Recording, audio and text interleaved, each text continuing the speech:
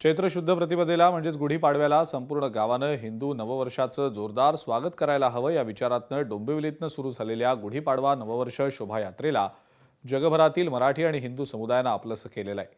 डोंबिवलीतील शोभायात्रेचं वैशिष्ट्य म्हणजे डोंबिवलीकर एका सांस्कृतिक परिवाराच्या माध्यमातून केले जाणारे अनोखे उपक्रम। यंदा डोंबिवलीकर परिवारातर्फे वंदे मातरम गीताला 150 वर्ष पूर्ण झाल्याच्या निमित्तानं आणि राष्ट्रीय स्वयंसेवक संघाला 100 वर्ष पूर्ण झाल्याच्या निमित्तानं अत्यंत आशयघन चित्ररथ लक्षवेधी ठरणार आहे।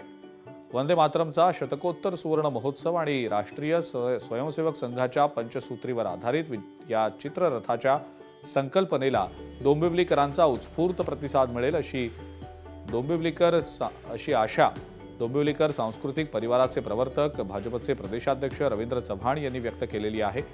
या वर्षीचा आणखी एक खास आकर्षण ठरणार आहे ते म्हणजे 150 फुटांची गुढी, विशाल हिंदुत्व आणि भव्य सांस्कृतिक सोहळ्याचं प्रतीक म्हणून ही महाकाय गुढी डौलान उभी राहील असं वक्तव्य रवींद्र चव्हाणांनी केलेलं आहे।